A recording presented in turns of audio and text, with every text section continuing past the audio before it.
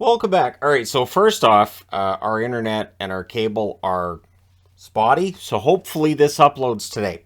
That being said, the computer still works, the webcam still works, the boards are still fine because low tech. So count one for low tech, and Azrael's back in her spot. She's been there all day. All right, so we'll start things off with Arizona in against the New Jersey Devils. Now, for Arizona, of course, they're on a really long road trip. And I think they've acquitted themselves quite nicely, including this game.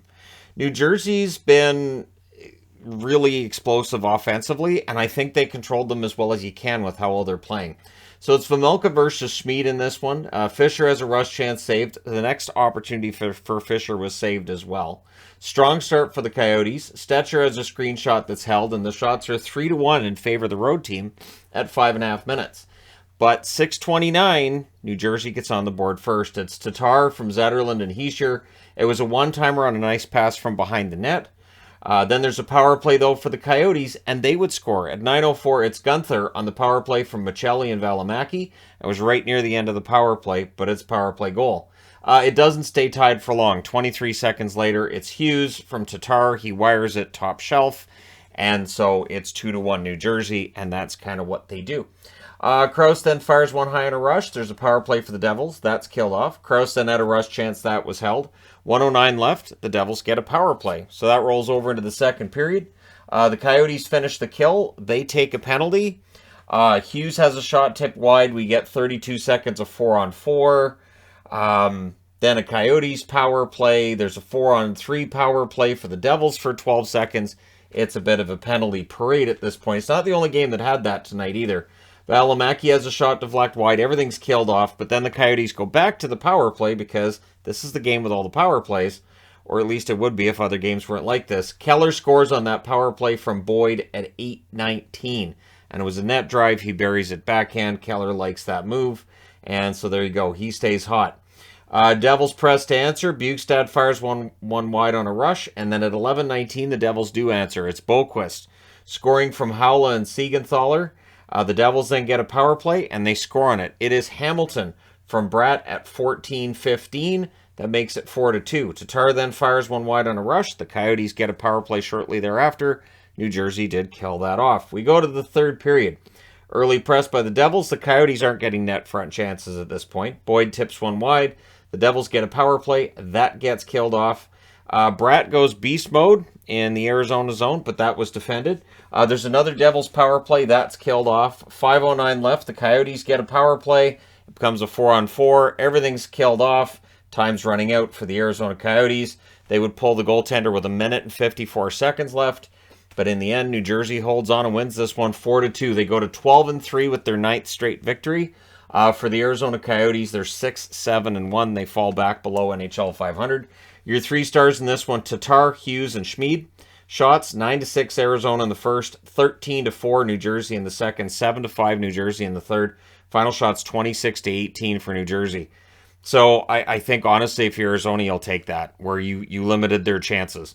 Power plays, Arizona 2 for 4, New Jersey 1 for 8. So, yeah. Hits 18-12 New Jersey. Vejmelka saves 22 out of 26. Schmid saves 16 out of 18. And so New Jersey stays hot.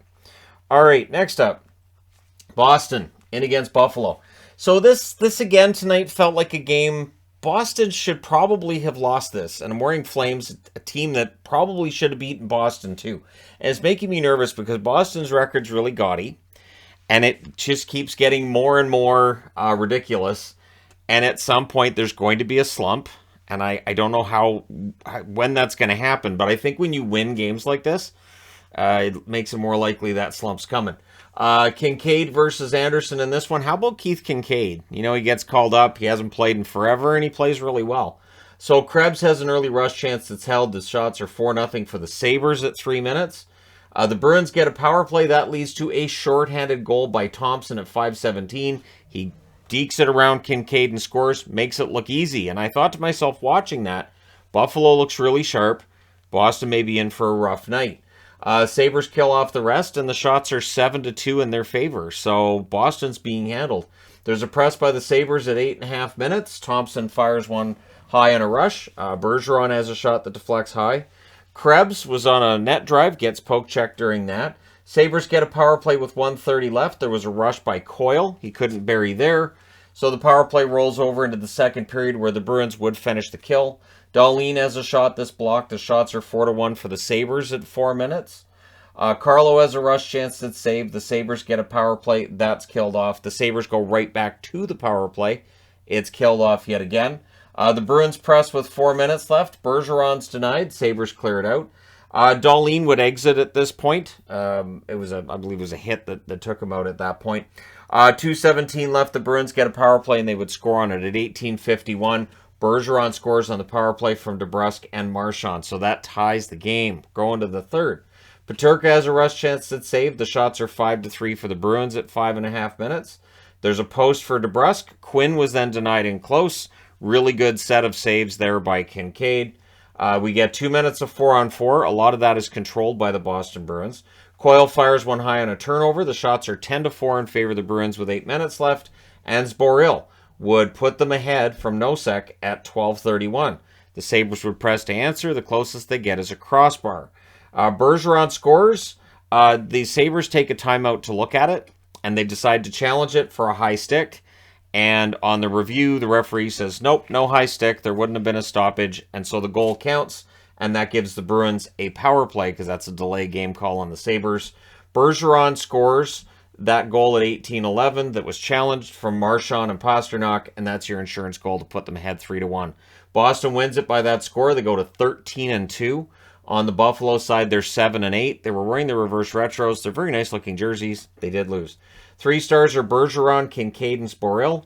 Your shots, 10-5 Buffalo in the first, 11-10 Buffalo in the second, 15-10 Boston in the third. Final shots, 31-30 for Buffalo. Power plays, Boston 1 for 3. Buffalo 0 for 3. Hits, 14-9 Boston. Kincaid saves 30 out of 31. Anderson saves 28-7 out of 30. It was fun while it lasted, Buffalo. It really was, but now they're below 500, and we'll see whether or not they can pick themselves up and right the ship. Next up, Pittsburgh has a hard time with Montreal, don't they? So it was Jarry versus Allen in this one, and at 1:48 on a turnover on the second shot, Josh Anderson wires it. Done. Easy. Put in the net. Pens try to answer. The Habs would end up getting a power play. There was a shorthanded rush for McGinn. The Penguins do kill that off. Caulfield has a blast kicked aside. The shots are 6-3 for Montreal with 5.5 minutes left. They controlled a lot of that period. Caulfield has a shot that's held. Doc with a net drive. That was defended. And so it's 1-0 Montreal going into the second period. Penguins start with a full power play to start that period, however, and they would score at 1:46 on that power play. It's Petrie, former Montreal Canadian, from Raquel and Zucker. And that one went in off Jake Evans' stick. So, tough break for Evans. At 3:29, Pittsburgh suddenly has the lead. Raquel scores from Pettersson and Malkin. It was a Penguins-friendly bounce off the ref that ends up leading to the goal, and suddenly it's 2-1 in favor of Pittsburgh. The Habs press at 6 minutes. Dvorak with a rush chance. That's defended. The shots are 8-3 in favor of Pittsburgh at 7.5 minutes. The Habs get a power play. Caulfield has a rush chance that's held. That power play's killed off. Letang fires one wide. The Penguins press. The Habs then press back with 4.5 minutes left. 2:36 left. More pressure from the Habs draws them a power play. Hoffman has a shot that's saved. Jarry holds on to one after that. That's killed off. We go to the third period with Pittsburgh ahead 2-1. In the third, Caulfield scores, goalie interference challenge, and much like the game over here, that goal counts. The offside goals come off every time, but the other ones, sometimes they're wrong. And so Caulfield gets that one from Gooley and Suzuki at 49 seconds, which means the Habs then have a power play. During that, there was a paling shot that was saved shorthanded, so former Habs trying to come back to haunt them. That is killed off, but then at 3:19, Malkin restores the lead for Pittsburgh. He scores from Zucker and Petrie. He one-timed it, and there's Petrie with an assist. However, it's Suzuki that brings the Montreal Canadiens back into a tie at 4:09 with his 10th goal of the season. So I'm not hearing anybody complaining about Suzuki's contract right now. I'm just not hearing it. Pens try to answer. There's a power play for Pittsburgh. That's killed off. And then there's a parade. It leads to a 4-on-3 for the Penguins. Suzuki's denied in close. We end up with a 3-on-3. And while the game's 3-on-3, McGinn scores from Carter at 14:02. And then Montreal ends up with the power play, and it's a shortened power play, but they score on it at 14:42. It's Monahan who ties the game at 4 from Drouin and Doc. So Doc's on the board a couple of times, and he's playing quite well. Malkin then misses wide as the Penguins press looking for the lead, but we're going to overtime. In the overtime, the Habs controlled early. Suzuki has a rush chance that's saved. On their next time up the ice, Hoffman would get the goal from Doc and Gooley at 1:03 on a rush. So both teams had rush opportunities, and then the third one is Montreal's, and they make it count. 5-4 win for Montreal in overtime. They go to 8-6-1 with the win. They continue this remarkable run. Pittsburgh drops to 6-6-3 with the loss.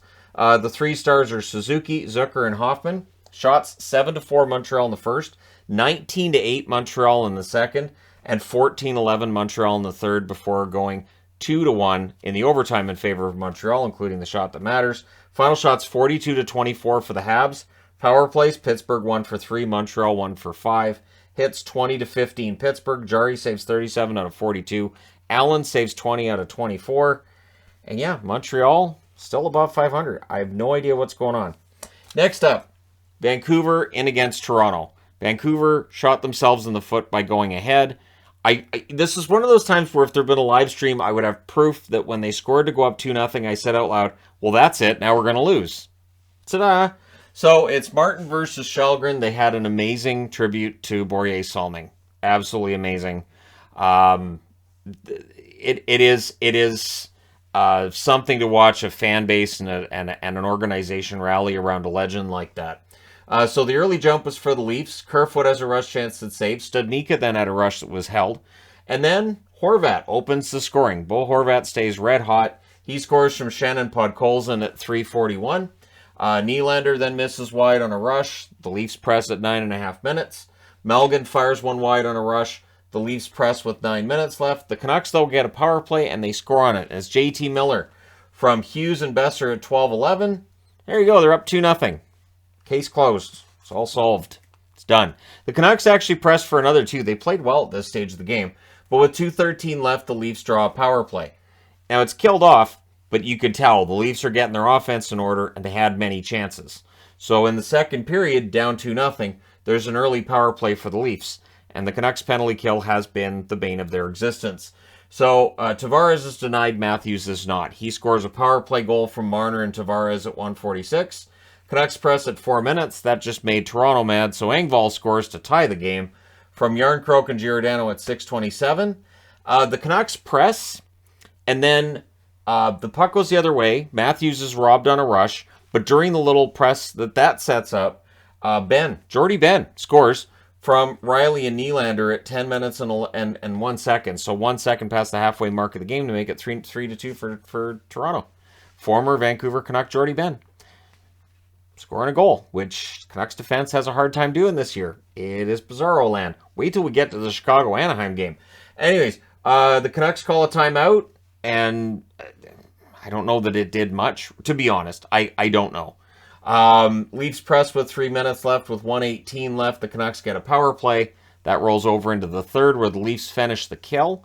There were 2 shots for Vancouver on that power play. Canucks go back to the power play. That one's killed off. The Leafs press at 6.5 minutes. The shots are 6-5 for the Canucks at the half. Makes sense. They had power plays and all that. Leafs press with 8.5 minutes left. Studnicka had a rush chance that saved. So he had a couple of prominent moves this evening. Just couldn't get a goal. 5:34 left. The Canucks get a power play. That's killed off. And the Leafs hold on. They win this one 3-2. They go to 8-5-3 with the win. The Canucks drop to 4-8-3 with the loss. So I'm back to using the Finn magnet because I know what's coming. 3 stars in this one. Ben. Jordy Ben is the number 1 star. And then Matthews and Horvat. So I feel like I have to say Jordy Ben because people are like, when did Jamie Benn get traded to? Because, Jordy Ben's the one that kind of gets forgotten of the brothers. So your shots are 10-9 Toronto in the first, 17-10 Toronto in the second, 10-7 Vancouver in the third. Final shots 34-29 for the Leafs. Power plays, Vancouver 1 for 4, Toronto 1 for 2. The hits 38-30 for Vancouver. Martin saves 31 out of 34. He played well, but Källgren saves 27 out of 29. So he wasn't too shabby either. And now I need to change boards. All right, so on to board number 2 we go with Columbus and the New York Islanders. And the Islanders continue to They played really well tonight. Basically, what happened is that Korpisalo is arguably playing the best hockey he has in years, which is what Columbus was hoping for when he came back, because Elvis hasn't been very good, and Tarasov, it was very inconsistent results with him. So, it's Korpisalo versus Sorokin. Good early back and forth. Near miss for Chinikov on the rush. The Islanders had the only shot 5.5 minutes in, so it looked like this was going to be a low opportunity game. I was wrong. The Islanders, then Wahlstrom hits the side of the net on a rush. Jenner has a shot that's held as Columbus presses. Nelson's denied on a fast break. The Islanders press with 6 minutes left. Both teams had good rushes late in the period. The action definitely picked up as the period went along. So second period, early power play for Columbus. Laine has a net feed that's held, but Sillinger would get his first of the season, and it's about time. At 3:09 from Chinikov and Bean. The shots are 5-3 for Columbus at 6 minutes, but at 7:27, Nelson ties it. From Mayfield and Aho, we then get rushes by both teams after. A lot of good back and forth play. Somewhere, Barry Trotz is watching this and saying, that's not Islanders hockey. Bemstrom would score from Nyquist and Bean at 10:15. So this is an important thing for Columbus. Bemstrom's come back up. He had a good time in the AHL, and now he gets a goal in his return to the NHL. So maybe this is a sign things are going to turn around a bit for Columbus. The Islanders would press to answer. We get a power play for the Islanders. Barzal has a shot that's held. Good cycle, but the power play's killed off. The Islanders press with 5 minutes left. Nelson would end up scoring from Aho and Beauvillier in the final minute at 19:15, so that's his second goal of the period. The Islanders then press to close it out. So we go to the third period, tied at 2. Good early jump for Columbus. The Islanders get a power play. That was killed off. Columbus then gets power play as well. That's killed off. And then Marcus Bjork, in his first game, he gets on the board with a goal. He scores from Bemstrom and Nyquist at 9:38. So Emil Bemstrom with a goal and an assist. There you go.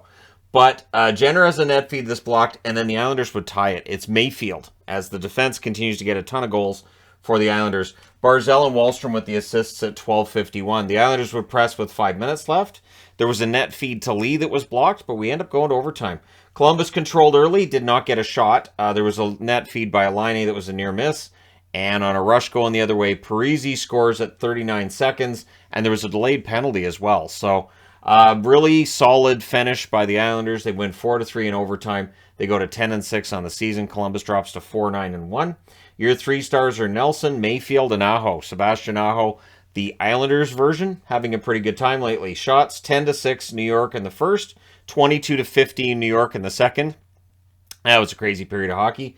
And 13-8 New York in the third, and then the one shot in the overtime, that's the shot that matters. Final shots are 46-29 in favor of the Islanders. Power plays 1 for 2 for Columbus, 0 for 2 for the Islanders. Hits were 19-15 Columbus. Korpisalo saves 42 out of 46. Sorokin saves 26 out of 29. So, honestly, again, Korpisalo allows 4 goals, but he played really well, and that's why goals against average, it's not my favorite measurement of how well a goaltender's playing. Next up, the New York Rangers in against Nashville. So it was Halak versus Saros, and it's the Meth Tiger. It's about time. And I thought it looked nice. I mean, I'd rather it was in blue. We all want it in blue. We're going to have to let it go. We're just going to have to let it go. Or mustard color like it was originally. But anyways, so the Preds get a power play. That's killed off. Yossi has a shot that's blocked. The Rangers rush. But at 4:58 in his first game, Parsonen gets on the board. He scores from Forsberg and Granlund. It was a net drive, and he puts it top shelf. So Nashville's up 1-0. Rangers get a power play. That's killed off. 9 minutes in, the shots are actually 8-2 for the Rangers. Rangers got off to a great start. Could not solve Saros. Preds get a power play. That's killed off. With 3:42 left, the second Rangers power play takes place. That was killed off as well. The Rangers would press after that was done. And then to close it out, more pressure by the New York Rangers. But frustratingly for them, they're not able to get on the board, even though they outnumbered Nashville in shots almost 3-1 in the first period. Second period, Trouba has a rush that's saved. The rebound was cleared. The Rangers get a power play. That's killed off. The Preds get a power play. The Rangers shot block. They clear it out. They do kill that off. But then Jankowski scores from Yossi at 8:37. Jankowski's on a bit of a heater right now. 2 minutes of 4-on-4 happened. The Preds press at the half, but eventually the Rangers do get on the board. Breaking the shutout, it's Hedel from Fox and Kako at 11:56. We then had a pretty good tilt between Lindgren and Lauzon, and it's 2-1 in favor of Nashville after 2. Third period, early press by Nashville. Ekholm has a net feed, that's held. There was a power play for Nashville that followed that. Miller breaks up a cycle, clears it out. There was a near miss for Duchesne on a rush opportunity back the other way, and that power play is killed off. The Rangers press, they're kept to the outside. The shots are 4-1 in favor of Nashville at 8 minutes, so they're doing a good job of locking it down to that point. VC took a puck to the neck. That looked very painful. His neck or shoulder, just, when you hear a guy takes a puck, it just, you don't want it. It's one of those things you just don't want to see. Hedel couldn't bury one in close. The Rangers press. Duchesne is denied then on a fast break with 6:19 left. The Rangers get a power play, and it's a 4-minute too. There's a near miss for Trocheck, and the shot blocking. The absolute shot blocking by guys like Fabro. They were all high-fiving each other on the bench, clearly, bruised up from whatever shots they've been blocking. They killed that whole 4 minutes. 1:49 left. The Rangers call a timeout. They would pull the goaltender, and more shot blocks by Nashville. So your final score is 2-1 for the Predators. They go to 6-8-1 with this, wearing their reverse retros. The Rangers drop to 7-6-3. The Rangers have been very up and down this season, and right now they're on a down. Your 3 stars are Parsonen, Saros, and Jankowski. Who saw those 3 stars coming at the start of the season? Shots, 11-4 Rangers in the first, 16-6 Rangers in the second, and 8 apiece in the third. Final shots, 35-18 for the Rangers. Power plays, the Rangers 0-5. That's a big part of the story. The Predators went 0-4. The hits were 32-25 for New York, so they out-hit them badly. They outshot them badly. Didn't get the win. Halak saves his 16 out of 18, and Saros saves 34 out of 35.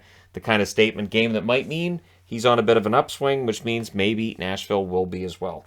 All right, next up, Carolina in against Colorado. And what did I hear today? I heard this is potential Stanley Cup final preview. This might be a, Stanley Cup final preview. But Carolina's kind of cooled down a little bit here, so let's go into this. It's Ronta versus Francouz.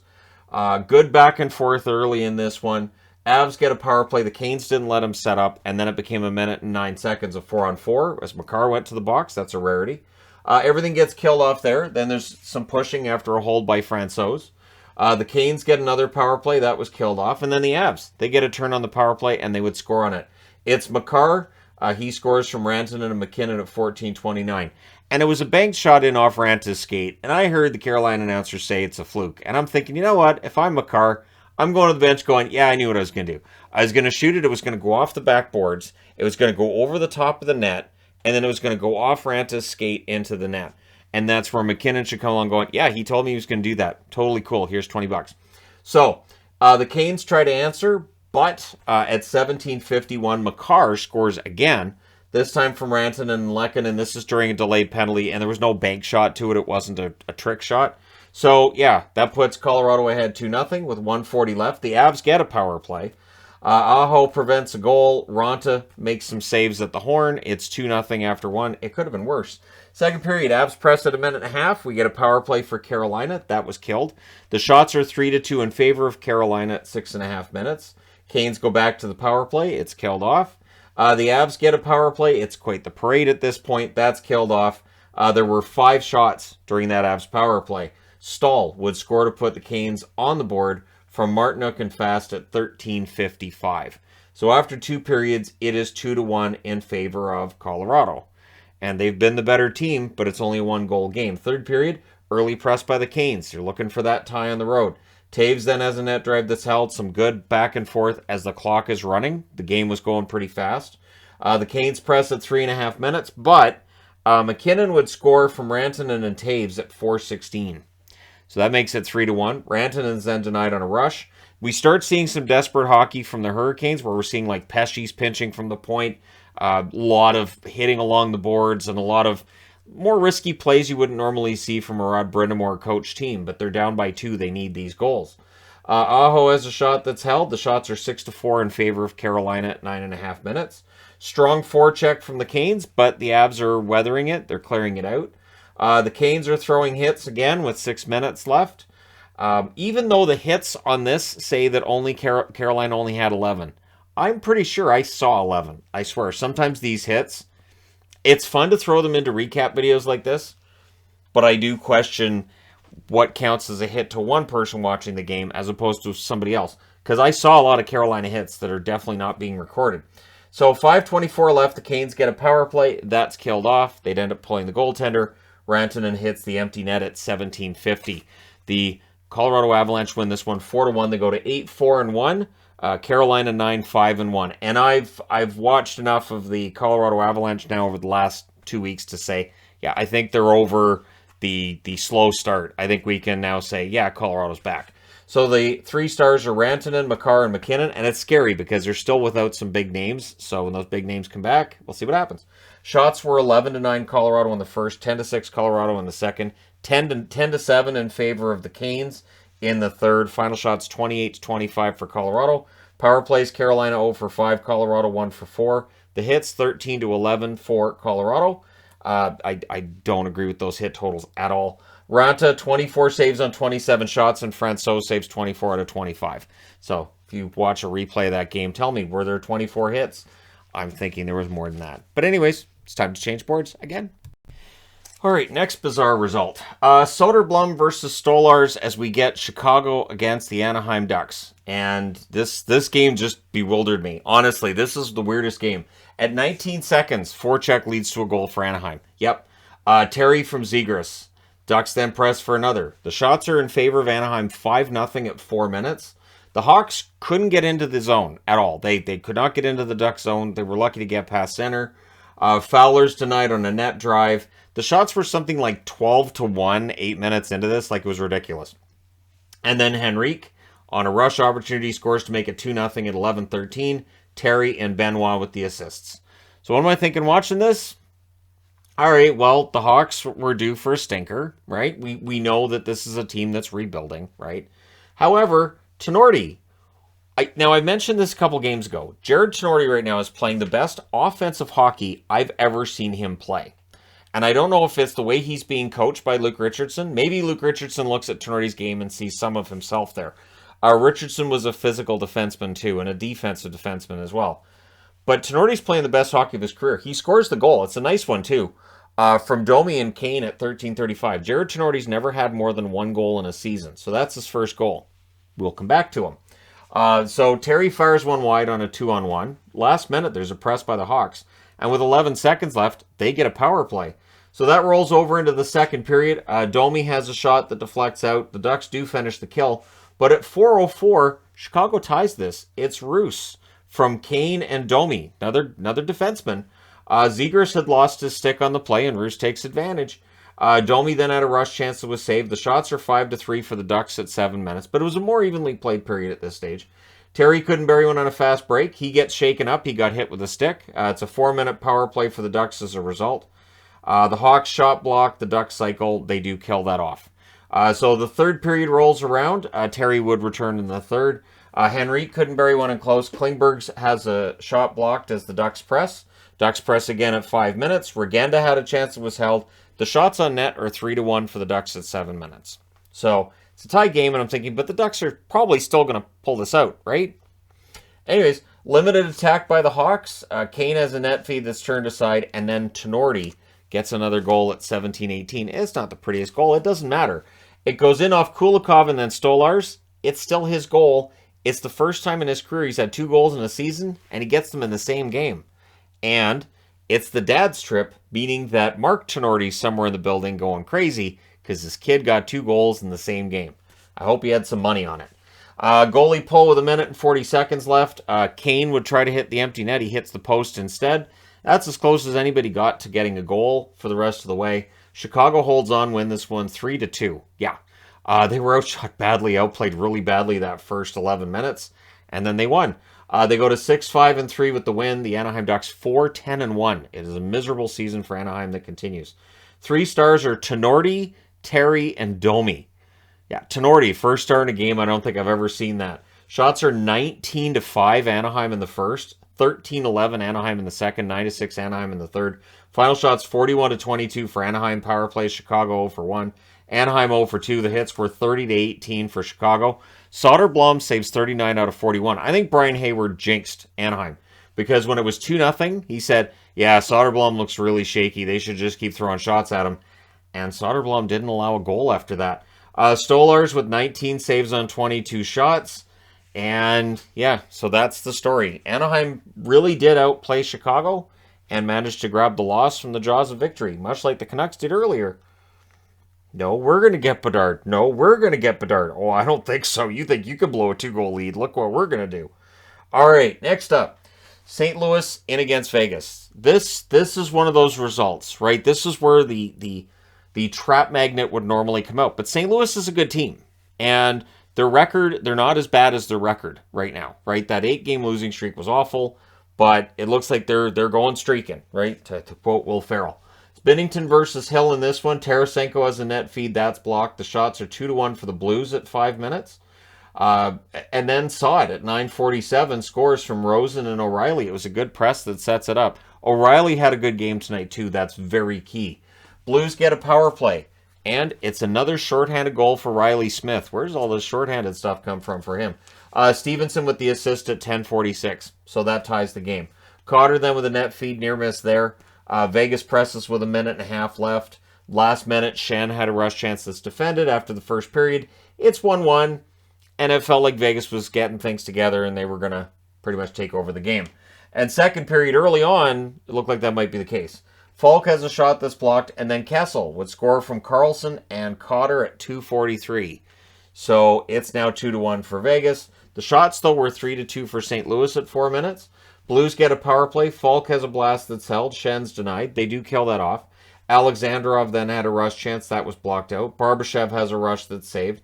And the Blues are pressing, and they really are taking over the game to the point where they break through. First, it's Barbashev from Shen at 16:06, and then 41 seconds later, it's O'Reilly.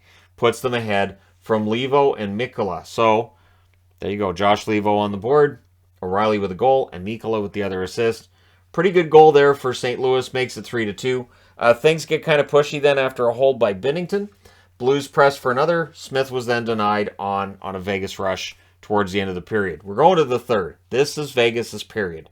This is what they do. They're down. They're going into the third period. They are pretty much the kings of comeback victories early in the season.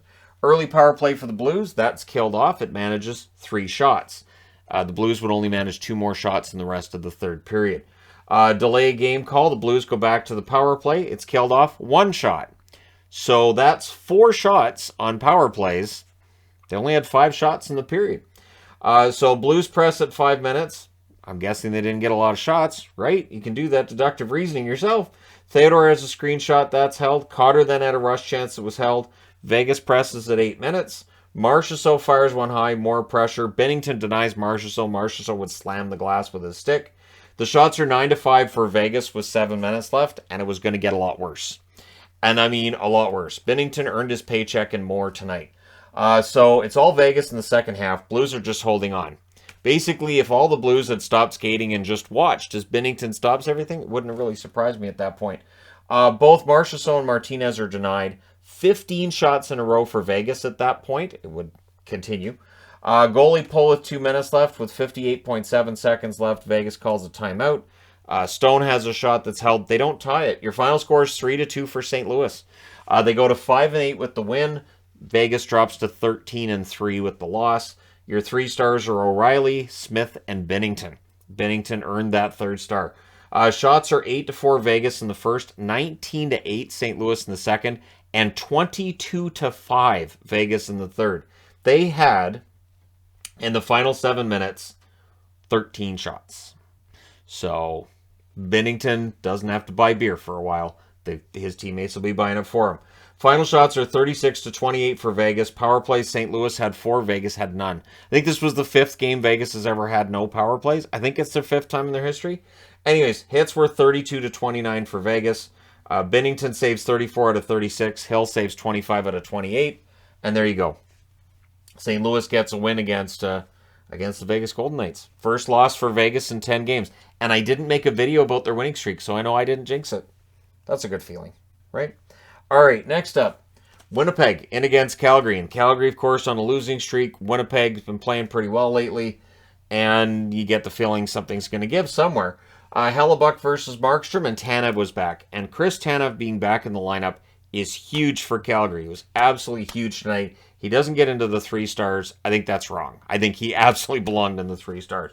So early jump for the Flames. They would score as well. It's Lindholm who's starting to get things going. From Ruzicka and Anderson at 3:23. The Jets press at 4.5 minutes. They don't get any shots during that press, though. The shots are 6-2 for Calgary at 9.5 minutes.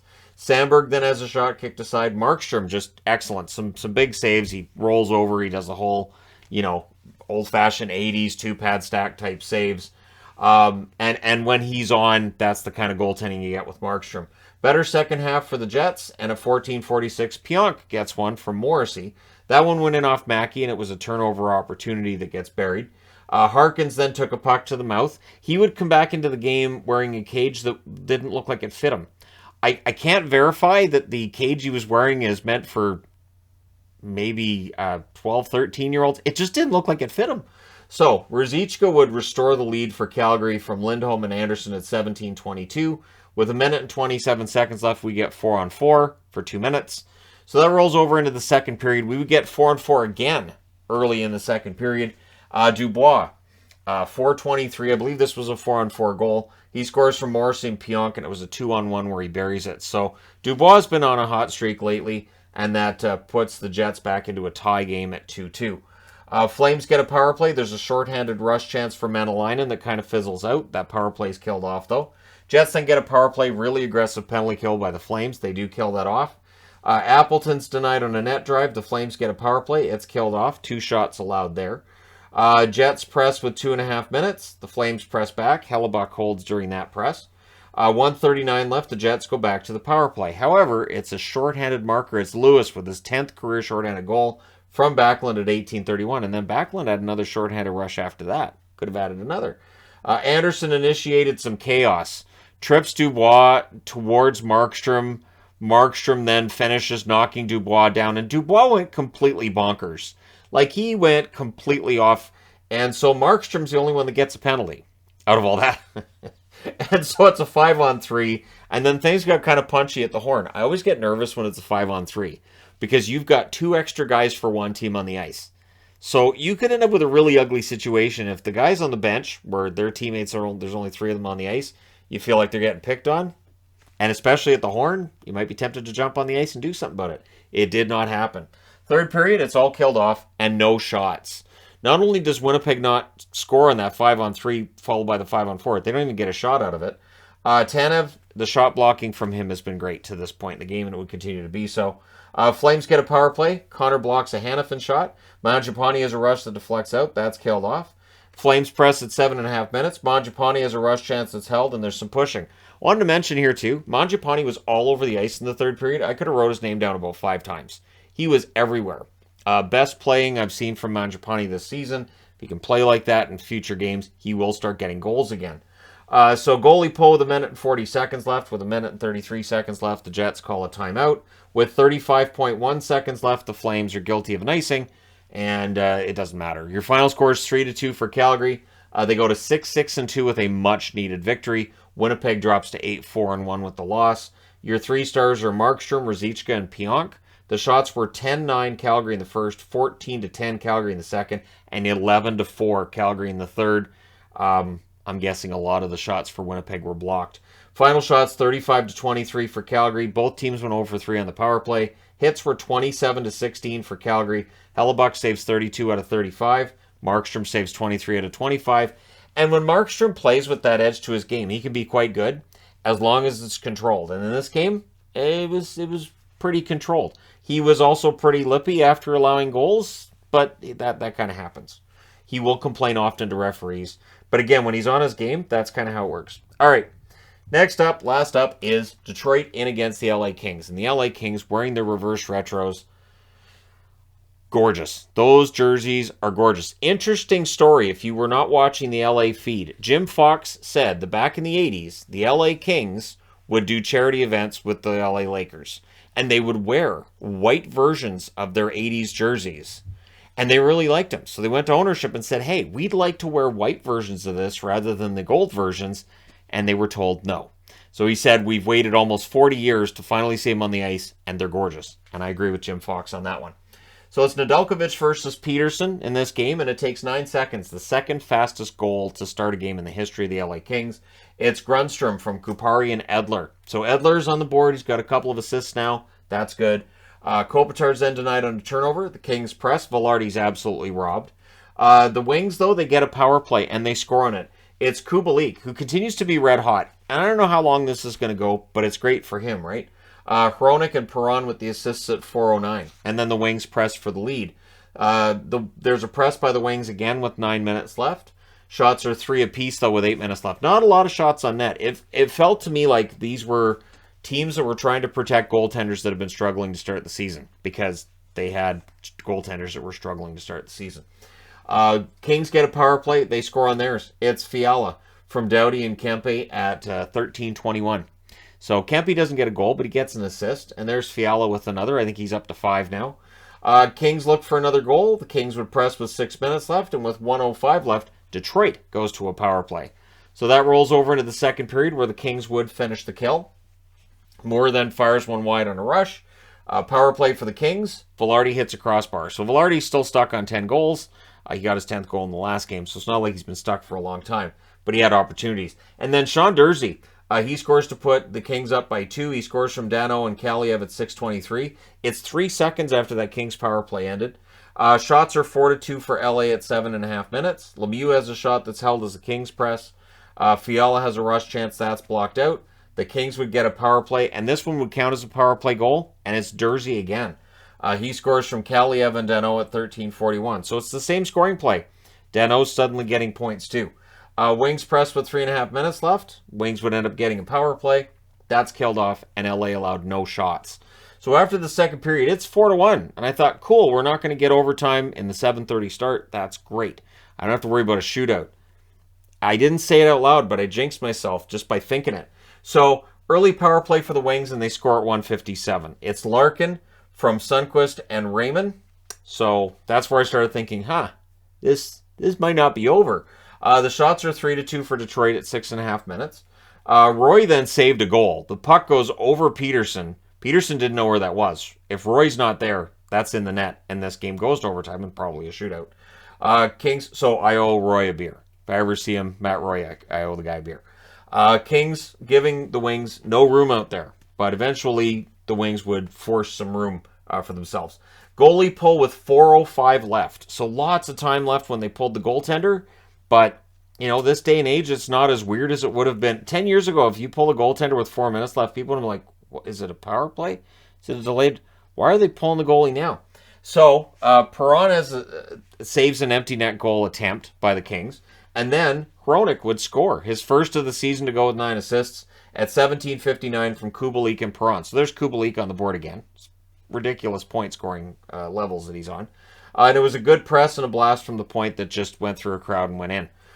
So things get pushy after a hold by Peterson. Larkin has a rush chance that's held. And honestly, I got kind of nervous as this game was counting down. I thought, this could absolutely end up with a game going to a shootout, and I'm going to have myself to blame for thinking it wouldn't. Your 3 stars in this game that is won in regulation by Detroit 4-3, or by LA 4-3. They go to 10-6-1 with those beautiful reverse retros, so perfect record there. The Wings drop to 7-5-3 with the loss, but your 3 stars are Durzi, Dano, and Kaliev. Makes sense. That's your scoring play on 2 of their goals. Your shots, 9-4 LA in the first, 8-6 LA in the second, 11-4 Detroit in the third. Final shots, 21 apiece. So again, both teams seem to be protecting their goaltenders.